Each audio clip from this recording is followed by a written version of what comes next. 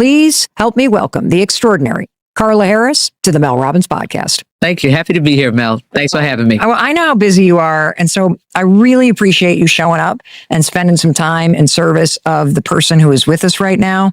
And I would love to just start by having you speak directly to that person who's listening or watching right now and just share a little bit about what could possibly change about their life or their career if they lean in and take to heart everything that you're about to teach us. Yes. Well, I'd like you to know that you have extraordinary power. That's why you're even here today.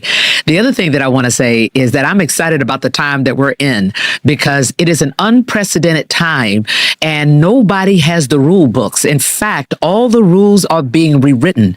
And whenever we are in this kind of environment, each of us have an opportunity to put our imprimatur on what's happening or what we'd like to see happen. And this is the moment where you have to remind yourself, this is not the time to lay back and, quote, see what's going to happen. This is not the time to be dictated to when you have the opportunity to design. So design. Carla, you showed up to play. I mean, you are ready to go. And you know what's amazing about you is you're not only one of the most powerful and respected executives and advisors to some of the biggest brands in the world, but today you are going to put on your mentor and your coach hat. And I love the distinction you already just said. There is a difference between sitting back and letting I'm not even going to say it as poetic as you did. The design versus the... Yes, it's not the time to be dictated to. It's the time to design because who has the credentials in this moment to dictate to you? Nobody knows what's going on. Innovation is going faster than it has ever happened. So nobody has the playbook. So you get an opportunity to play in a way that you've never had an opportunity to play before. Oh my gosh. You're right.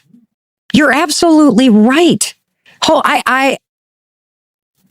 When there is no playbook and there are no rules, anybody can play the game. That's right. And you can also create how you want the game to be played. That's right. You get to define the game.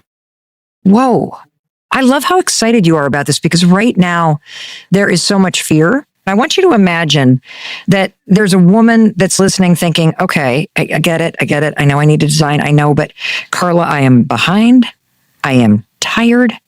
And I don't even know if I have what it takes to pivot and to grab the playbook and to change my career. What do you want her to understand about this exact moment and her power in this moment? Yes.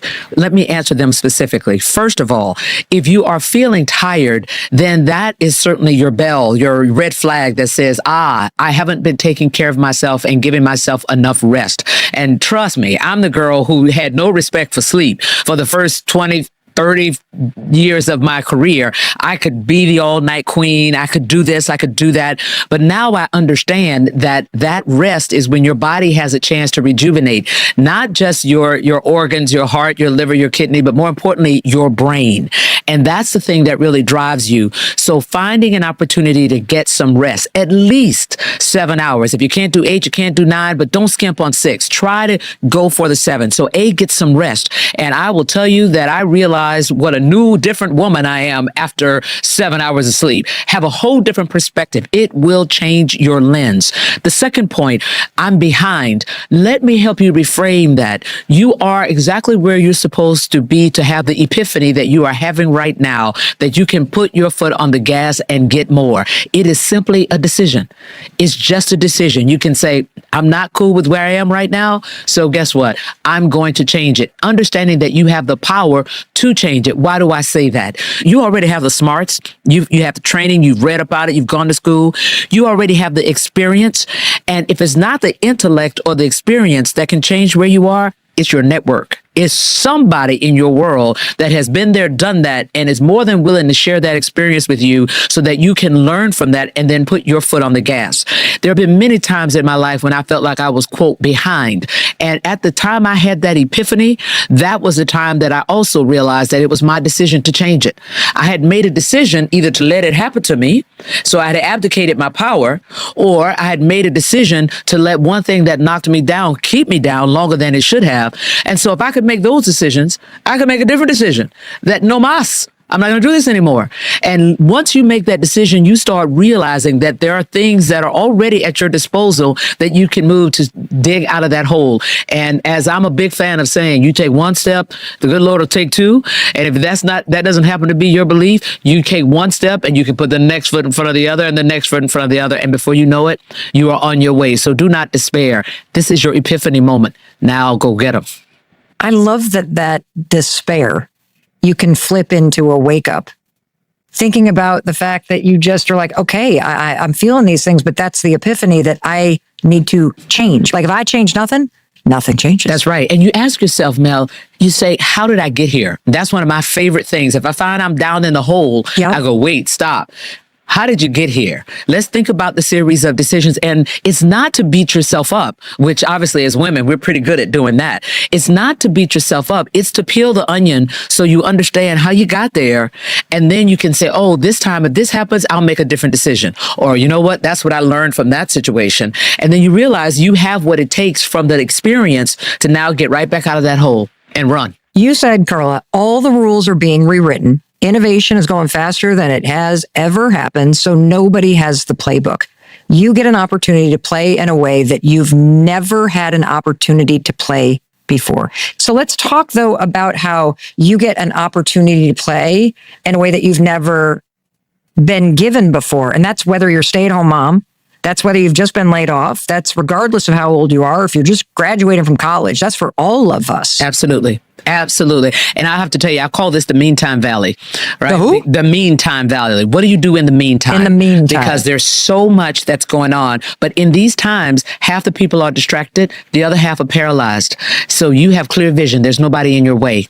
And here's why I say this is so very different than the 80s, the 90s, and the 2000s. Back then, there was a certain way that you comported yourself if you were just starting in an organization. There was a certain routine that you had to go through in order to get trained. Many companies are not even training the way that they were training before. Many companies are now going to be asking employees to train themselves. So now you're saying to yourself, well, if you're making all of these resources available to me, what's going to be valued? And many leaders don't know now what needs to be valued. How do you think about compensation now when we all have equal access to resources and equal access to being trained? So what differentiates person A from person B? Now you have an opportunity to find that which you think is going to be valuable and sell it. Now you need to say, at the end of the day, while we have data and a lot of our customers make decisions based on data, people are making people decisions. Are you going to deliver for me? So my ability to instigate and retain and grow a relationship has to be valued in this organization. And let me tell you how I do that. So now you get to say, here's what I think is important. Let me try this. I'm so confident about this. Give me a month, 30 days, 3 months on this. And if I'm wrong, then you can take me back down to where we think. But this is why I think this is going to work. Because companies are going to value people who have clarity, people who are willing to take risk, people who can think out of the box. Now, if we all have access to the same information, then what's going to differentiate you is an idea that hasn't been tried before, but more importantly, the courage to go try it. Yes. That person who's showing that they're willing to take a risk. You know what I see in what you're explaining, and let's see if I'm hearing this correctly. One of the things that I think will be one of the most valuable and coveted skills beyond relationship building, beyond emotional intelligence, is the ability to solve problems or to find a better way and bring it to the person you work for. And you talk about not being a taker. And to me, that is a habit of sitting back, waiting to be told what to do. And the amount of change is so overwhelming that the opportunity that it creates when everybody has access to the same tools is, instead of complaining with your colleagues or complaining to your family about how stupid work is or how frustrating it is or